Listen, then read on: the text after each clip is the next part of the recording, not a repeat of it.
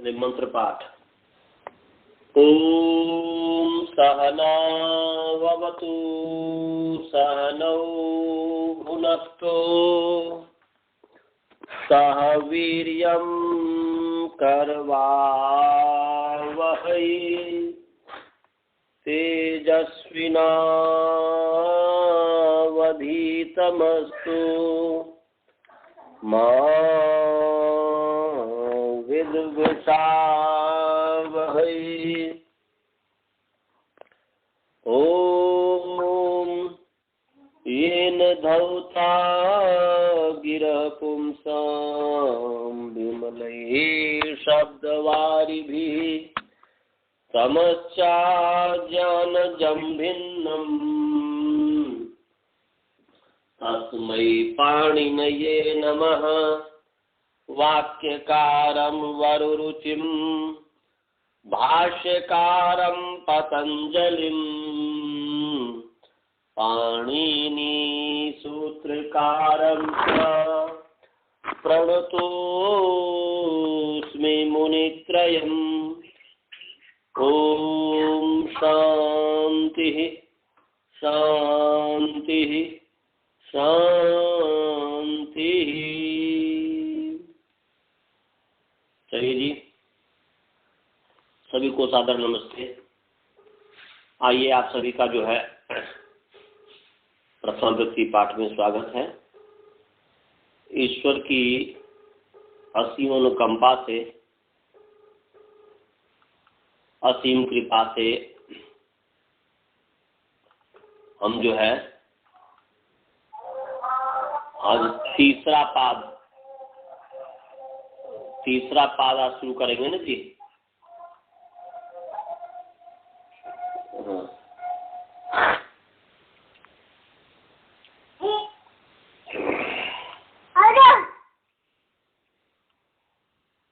तीसरा द्वितीय अध्याय का तीसरा पाद चलेगा। अनभिहिते बहुत ही इम्पोर्टेंट सूत्र है, इसको जो है ध्यान से सुनेंगे।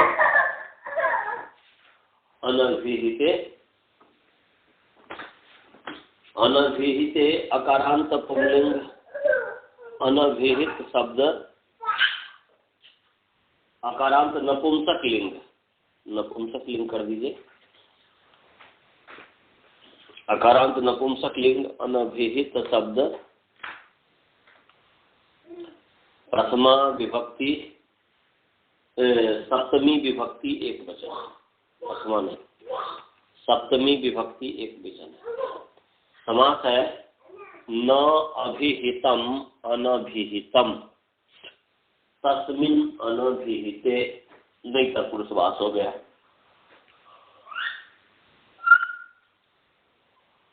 अधिकार वयम अनभिहिते इति अधिकारः। मने अनभिहिते ये जो सूत्र अधिकारार्थ है, अधिकार के लिए है। अनभिहिते ये सूत्र जो है अधिकारार्थ है। तो अधिकारार्थ समझते ही हैं कि स्वदेशे प्रयोजने शून्यत्वे सति उत्तरत्र अर्थो स्थापकत्वम अधिकारत्व। अपने स्थान पर जो प्रयोजन से शून्य होता हुआ आगे आगे जो अर्थों का उपस्थापक है, उपस्थित कराने वाला है, उसका यह अधिकार है। तो अनभिहिते अपने संबंध न कहा हुआ। अब इसका मतलब अनभिहितम माने अभिहितम इति कथितम इत्यर्थ, और अनभिहितम इति अकथितम अनुक्तम अनिर्दिष्टम इति पर्यायः। ये जो है अनभिहिते का अर्थ है, अनभिहित का अर्थ है अकथित, अकथित का अर्थ है अनुक्त, अनुक्त का अर्थ है अनिर्दिष्ट। तो ये अनिर्दिष्ट में ये अनभिहित है, तो उसके आगे जो है तो किसके द्वारा अकथित, किसके द्वारा अकथित, ये समझना है। तो जैसे पिछले भी बताया हुआ था, कितना बार इसकी हमने चर्चा किया है। जैसे कि उदाहरण के लिए देवदत्तः कटम करोति, ये देवदत्तः कटम करोति। तो देवदत्तः कटम करोति में करोति जो क्रिया है,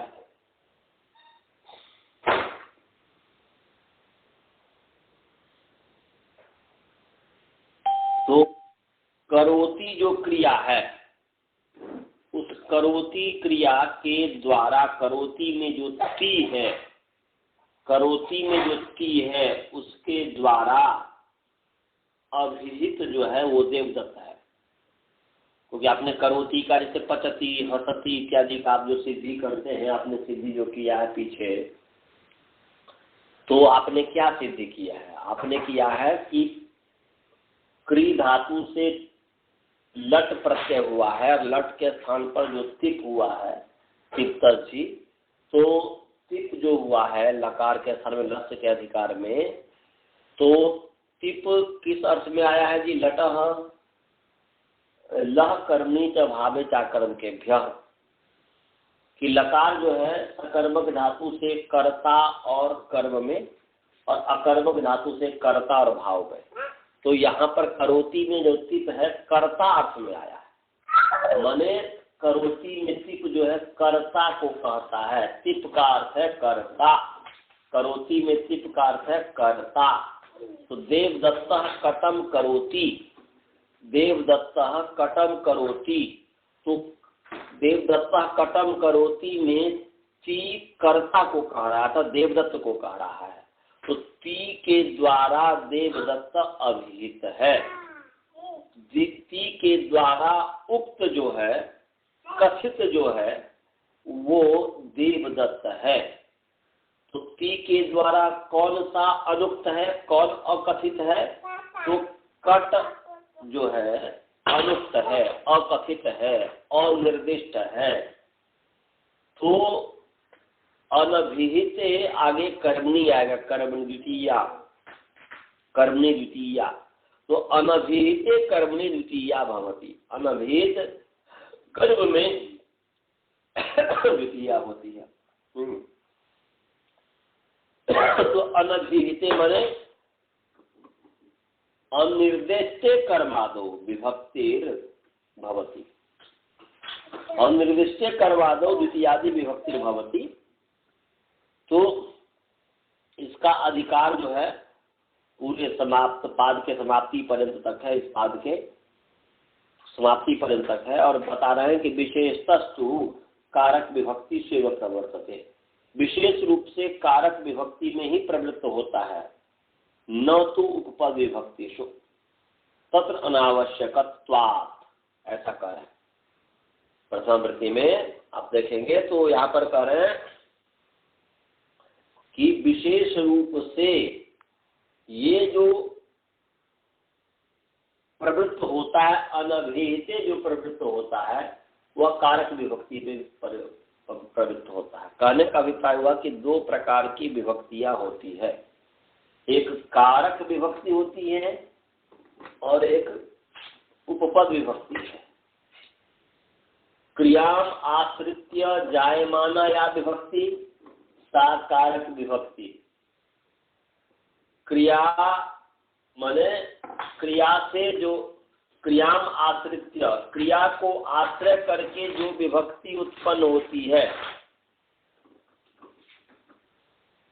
क्रिया को आश्रय करके जो विभक्ति उत्पन्न होती है वो कारक विभक्ति है। तो क्रिया को आश्रय करके विभक्ति उत्पन्न हुई है। क्या यहाँ पर जो करोति क्रिया, क्योंकि कारक कहते हैं क्रियाया निर्वर्तकम इति कारकम, क्रिया को जो बनाने वाला है, क्रिया को जो पैदा करने वाला है, उसको कारक कहते हैं। तो क्रिया को जो पैदा करने वाला है उसका नाम कारक है।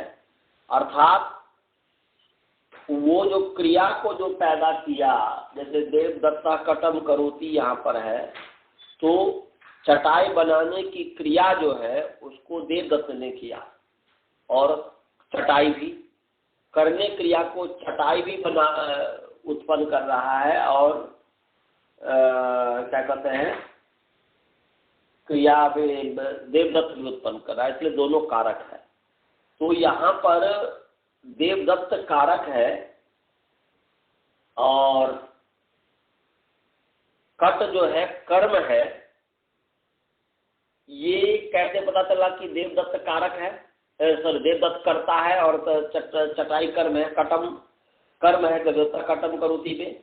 तो क्रिया के कारण पता चला है, क्रिया के कारण कि करना जो क्रिया है कौन कर रहा है, तो देवदत्त कर रहा है। क्या कर रहा है, तो चटाई बना रहा है। तो यहाँ पर जो है क्रिया को आश्रय करके देवदत्त की कर्तरी संज्ञा हुई है, देवदत्त कर्ता कारक है, और कट जो है कर्म कारक। इसलिए क्रिया आश्रित्य, क्रिया को आश्रय करके जो विभक्तियां उत्पन्न होती है उसको कारक विभक्ति कहेंगे। और पदम आश्रित्य जायमाना या विभक्ति सा उपद विभक्ति, और पद को आश्रय जैसे ओम नमः शिवाय, तो नमः को आश्रय करके शिव में चतुर्थी विभक्ति हुई है।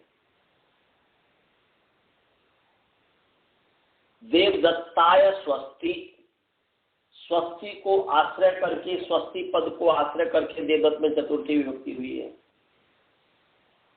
पुत्रेण सह पिता गच्छति, तो सह को आश्रय करके पुत्र में तृतीय विभक्ति हुई है। कहने का अभिप्राय है कि पद को आश्रय करके जब विभक्तियां उत्पन्न होगी तो वह उपपद विभक्ति है, और क्रिया को आश्रय करके जब विभक्तियां उत्पन्न होगी, द्वितीया इत्यादि जब विभक्तियां उत्पन्न होगी तो वह कारक विभक्ति कहलाएगी। तो विशेष रूप से जो ये अनभिहित जो सूत्र है ये कारक विभक्ति में ही प्रवृत्त होते हैं, ये उपपद विभक्ति में प्रवृत्त नहीं होते। तो ये आप प्रश्न कर सकते हैं कि भाई अनभिहित अकथित, तो किससे अकथित होना चाहिए? तो एक तो अभी देवदत्ता कटम करोति में ती कह दिया, तिंग, तिंग के द्वारा अकथित होना चाहिए। ऐसे ही कृत प्रत्यय आएगा तो कृत प्रत्यय के द्वारा अकथित होना चाहिए, और तद्धित के द्वारा अकथित होना चाहिए, और समास के द्वारा अकथित होना चाहिए। तिंग कृत तद्धित समास, तिंग कृत तद्धित समास ही अनभिहित है। तिंग के द्वारा अनभिहित, कृत के द्वारा अनभिहित, और तद्धित के द्वारा अनभिहित, और समास के द्वारा अनभिहित जो कर्मादि है उसमें द्वितीया तृतीया इत्यादि विभक्तियां होती है। तो ये उदाहरण दिया कटम करोति, ग्रामम गच्छति, कटम ग्रामम इत्यत्र अनभिहितत्वात् कर्म द्वितीया भवति। तो यहाँ पर कटम ग्रामम इत्यादि जो है तिंग के द्वारा अनभिहित है, तो इसीलिए अनभिहित कट में द्वितीय विभक्ति हो गई है, तो कटम बन गया है कर्म द्वितीया। समझ गया जी? हाँ, तो ये कृत का हो गया। ऐसे ही जैसे उदाहरण के लिए सॉरी ये तिंग का हो गया।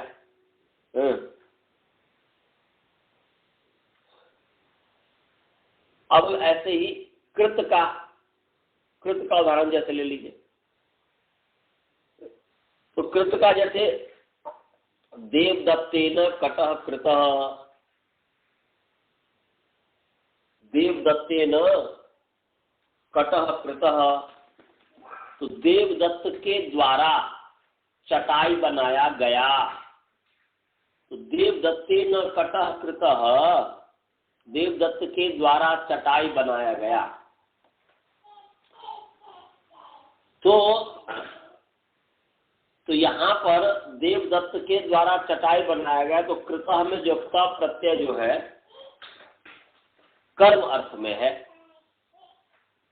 तयोरेव कृत्यक्त खलर्था, कृत्यक्त और खलर्थ प्रत्यय जो है तयोरेव, कृत्यक्त और खलर्थ जो प्रत्यय है वो क्या है, तयोरेव, लह कर्मी च भाविता कर्म के भ्य, तो कर्म में कहा है ना भाव में, तो उस भाव और कर्म में ही होते हैं कृत्यक्त और खलर्थ प्रत्यय। कर्ता में भी होता है, वो आगे बताएगा, परंतु यहाँ जो है तो प्रत्यय कर्म में हुआ है। बनाया गया भूतकाल में है परंतु कर्म अर्थ में है। तो कृतः बनाया गया, क्या, कटः चटाई। तो कृतः में त प्रत्यय के द्वारा जो कटः युक्त है, कर्म अर्थ युक्त है, इसलिए ये जो त के द्वारा अभिहित कटः है, कट है, इसलिए उसमें प्रश्न हो गई है। माने एक सिद्धांत है महाभाष्य में, इसी के आधार पर निकाला, इसी सूत्र पर है, अभिहिते प्रथमा अनभिहिते द्वितीयादयः। ये अभिहिते प्रथमा ये शब्द है कि अभिहित में प्रथमा विभक्ति होती है। तिंकृत तद्धित प्राय, प्रायेण जोड़ दीजिएगा, प्रायेण तिंकृत तद्धित समास ही अनभिहितम। तो प्रायः तिंकृत तद्धित और समास के द्वारा अनभिहित, तो तिंग के द्वारा समझाई दिया था, कृत के द्वारा ये हो गया कि कृता में कृत के द्वारा अनभिहित है देवदत्त, इसीलिए अनभिहित देवदत्त पे कर्तृकर्ण तृतीया से, कर्म अर्थ में है इसलिए कर्तृकर्ण तृतीया से तृतीया विभक्ति हो गई है कर्तार्थ में, कर्ता में। समझ में आया जी?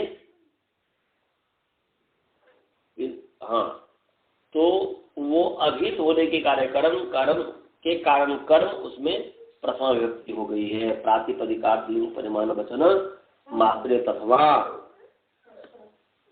से जो है प्रथमा विभक्ति हो गई है। अब ऐसे ही तद्धित वृत्ति, तद्धित है, जैसे सत्य शब्द है, सत्य, सत्य का मतलब होता है सतेन क्रीतः इति सत्य, 100 रुपया से खरीदा हुआ कोई सामान। सत्य अश्व, ऐसा ले लीजिए, सत्य अश्व है। तो सतेन क्रीतः अश्व इति सत्य अश्व, तो 100 रुपया के द्वारा, 100 रुपया से खरीदा गया जो अश्व है, घोड़ा है या कोई भी वस्तु है, उसको सत्य कहेंगे, सत्य अश्व। तो यहाँ पर जो है, यहाँ पर जो है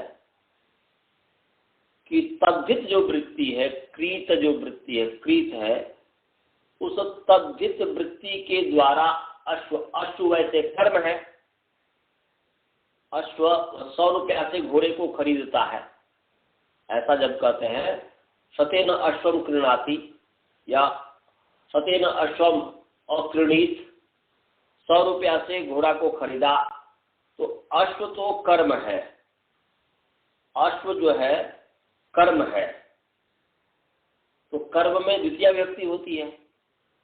परंतु यहाँ पर सत्य अश्व, सत्य में जो तेन क्रीतम जो है, इस अर्थ में जो प्रत्यय हुआ है, यत प्रत्यय जो है यहाँ पर सतेन कृत्य, सतेन कृत सत्य, तो यहाँ पर जो है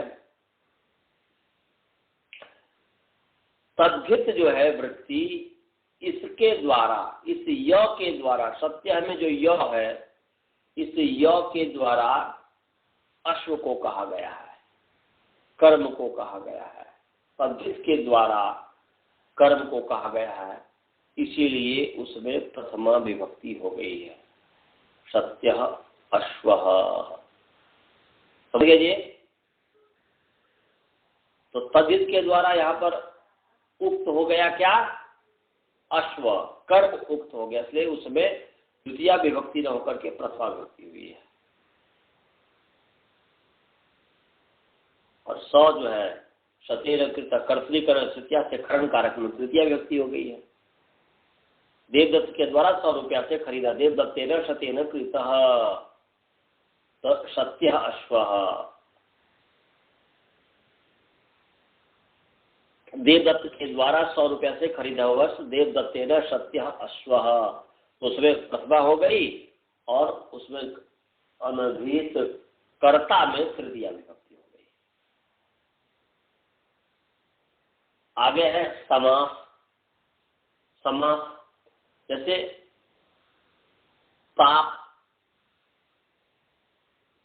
प्राप्तम उदकम यम ग्रामम, प्राप्तोदकः ग्रामः, प्राप्त है उदक जिस गांव को, जिस गांव को जल प्राप्त है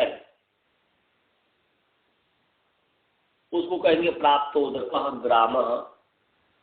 तो प्राप्तम या प्राप्त आनंद यम, जिसको आनंद प्राप्त है वो प्राप्तानंद, प्राप्तानंद। तो जिसको आनंद प्राप्त है तो वह जिसको प्राप्त है वो तो कर्म है, क्योंकि जैसे मुझको आनंद प्राप्त है तो मैं तो कर्म हो गया। तो आनंद मुझको प्राप्त है या जिसको आनंद प्राप्त है प्राप्तानंद, तो वो जिसको प्राप्त है वो तो कर्म हो गया, वो कर्म है। प्राप्तम उदकम यम ग्रामम, तो यहाँ पर प्राप्तोदकः ग्रामः, तो यहाँ पर ग्रामः जो है कर्म है। तो समास के द्वारा कथित है ये ग्राम, इसलिए इसमें द्वितीय विभक्ति नहीं हुई है। अभिहिते प्रथमा अनभिहिते द्वितीयादय, समझ गए जी।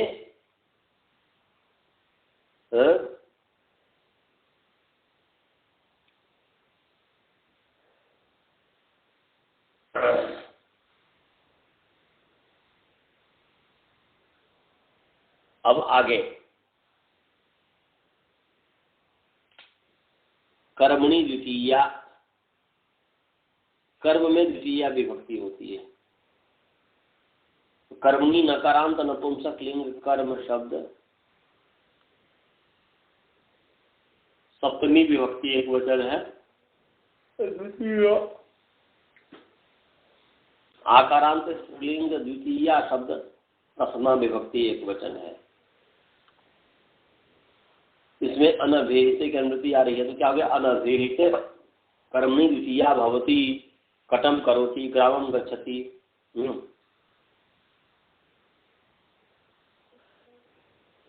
तो कटम करोति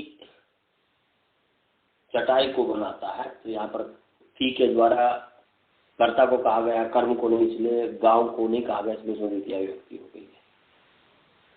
आगे है तृतीया च हो छंदसी, तृतीया च हो छंदसी, तो द्वितीय आकाय तृतीया शब्द प्रथमा विभक्ति एक वचन है, च अव्यपद है, और हो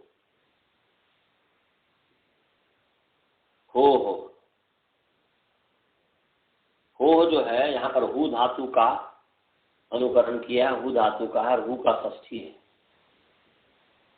हु धातु का अनुकरण किया, हु धातु, और यहाँ पर हु को हो षष्ठी बना दिया। तो हुकारांत पुंलिंग हु शब्द षष्ठी विभक्ति एक वचन हो गया। छंदसी सकारांत नपुंसक लिंग छंद शब्द प्रथमा विभक्ति एक वचन है। ऊपर से जो अनभिहित कर्मणि और द्वितीया, इसकी अनुद्वितीया ही है, अनभिहित कर्मणि द्वितीया। तो छंदसी विषये हो माने हु धातो अनभिहिते कर्मणि द्वितीया माने तृतीया, माने यहाँ पर हो गया कि छंदसी विषय हु धातो हो अनभिहिते कर्मणि तृतीया भवती चात द्वितीया। चौहरे से चौथे द्वितीया को ले लिया गया। तो माने छंद विषय में, वेद विषय में, वेद का जब विषय हो तो वहां पर हु धातु के जो कर्म है उसमें तृतीया विभक्ति भी होती है और द्वितीया विभक्ति भी होती है। जैसे इसमें दिया है यवाग्वा अग्निहोत्रम जुहोति, यवाग्वा अग्निहोत्रम जुहोति, यवागुम अग्निहोत्रम जुहोति। तो यवागुम अग्निहोत्रम जुहोति, तो यवागु को अग्निहोत्र में प्रदान करता है, डालता है। हु दाना दानयो, दान, यहाँ पर हु का अर्थ है दान। तो यवागुम अग्निहोत्रम जो होती, यवागु को अग्निहोत्र में डालता है, ऑफर करता है। देवदत्त जो है यवागु को अग्निहोत्र में डालता है, अग्निहोत्र में आहुति देता है। तो यवागु तो समझते ही है दलिया को, जौ को। यवागु माने दलिया। और तृतीया विभक्ति भी होती है, यवाग्वा अग्निहोत्रम जो होती, यवाग्वा अग्निहोत्रम जो होती। तो यवाग्वा अग्निहोत्रम जो होती का क्या अर्थ है? उसका भी वही अर्थ है कि यवागु से अग्निहोत्र को, माने यवागु को अग्निहोत्र में आहुति देता है। तो यहाँ पर तृतीया विभक्ति हो गई है। तो तृतीया होने से शंका नहीं करनी चाहिए कि जो है पता देख कर इत्यादि क्या है। यहाँ पर कर्म है, उस कर्म में ही तृतीया विभक्ति हुई है, अर्थ देगा कर्म का ही। तो यवागुम अग्निहोत्रम जो होती और यवाग्वा अग्निहोत्रम जो होती। समझ में आया जी? आगे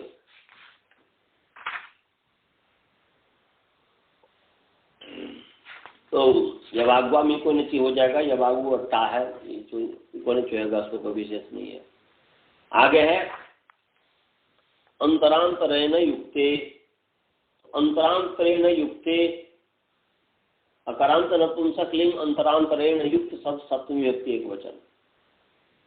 समास है अंतरा च अंतरेण च इति अंतरांतरेण। हे भगवान, अंतरा च अंतरेण च इति अंतरांतरेण ताभ्याम ताभ्याम युक्तम इति अंतरांतरेण युक्तम तस्मिन् अंतरांतरेण युक्ते। ऐसा ताभ्याम माने अंतरांतरेणाभ्याम, माने अंतरा च अंतरेण चति अंतरांतरेण, तो अंतरेण, और ताभ्याम अंतरांतरेणेभ्याम, अंतरणेभ्याम।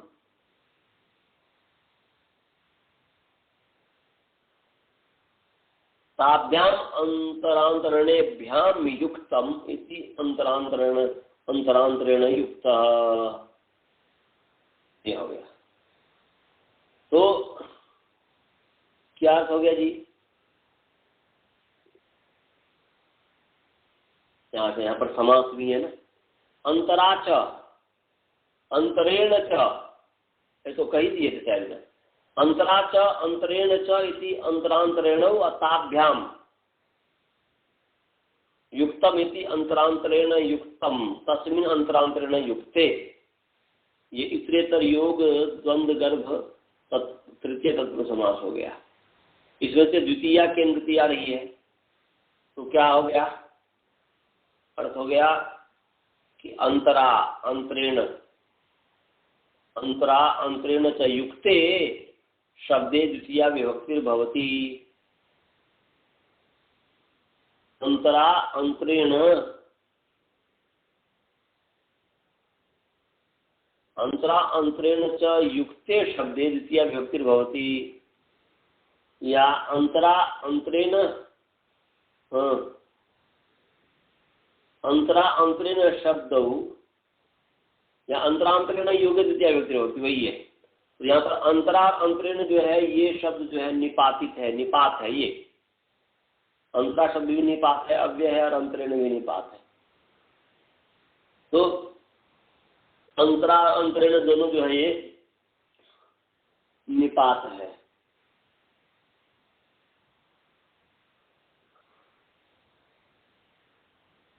तो ये जो अंतरा अंतरेण जो निपात है किस अर्थ में है?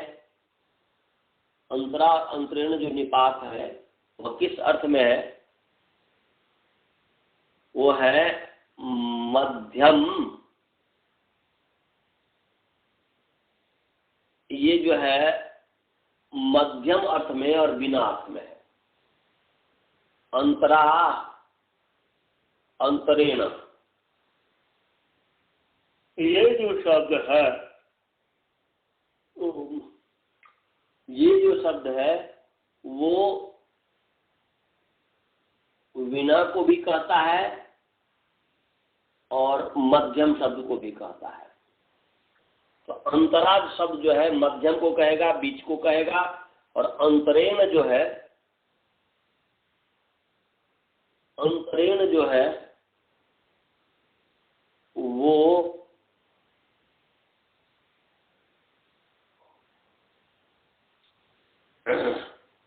विना को कहेगा, विना को कहेगा। तो समास है अंतराच,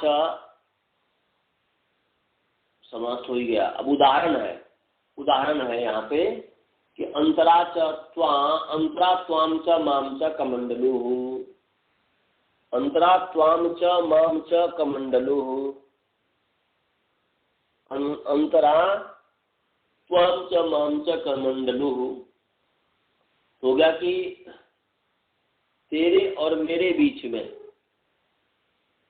अंतरा त्वाम च माम में मेरा, त्वाम माने तेरे और माम माने मेरे, अंतरा तेरे और मेरे बीच में कमंडलू है, क्योंकि अंतरा के योग में यहाँ पर द्वितीय विभक्ति हो गई है। त्वाम च माम च, तो त्वाम में भी द्वितीय विभक्ति हो गई है, माम में भी द्वितीय विभक्ति हो गई है। समझ गया जी?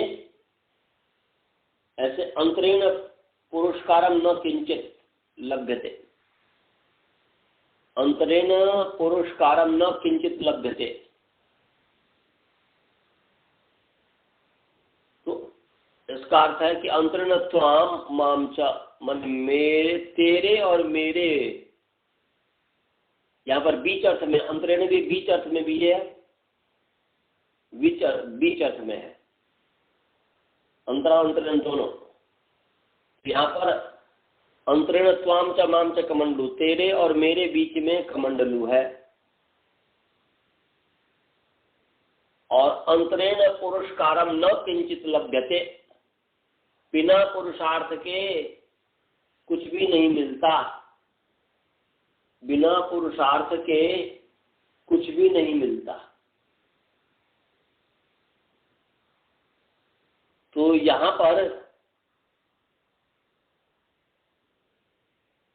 अंतरेण के योग में पुरस्कार में द्वितीय विभक्ति हो गई है, और यहाँ पर पुरस्कार बिना अर्थ में है।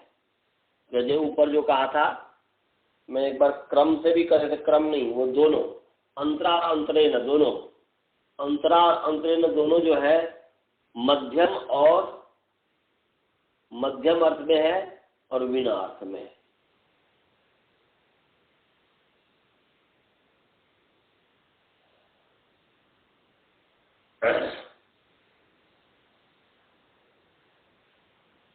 तो अंतरेण पुरस्कार में किंचित लभ्यते, ये निषेध अर्थ में हो गया, बिना अर्थ में हो गया। अंतरा त्वाम च माम च कमंडलू, ये यहाँ पर तेरे और मेरे बीच में कमंडलू है, तो यहाँ पर जो है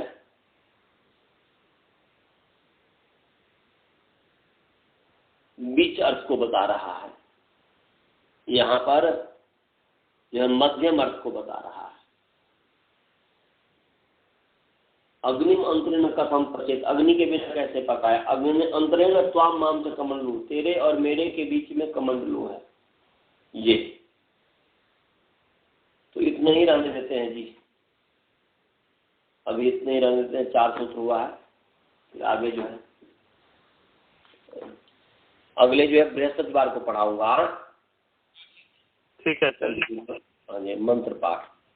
ओम पूर्णमदः पूर्णमिदं पूर्णात् पूर्णमुदच्यते पूर्णस्य पूर्णमादाय पूर्णमेवावशिष्यते। ओम शांति शांति शांति। चलिए जी, नमस्ते नमस्ते।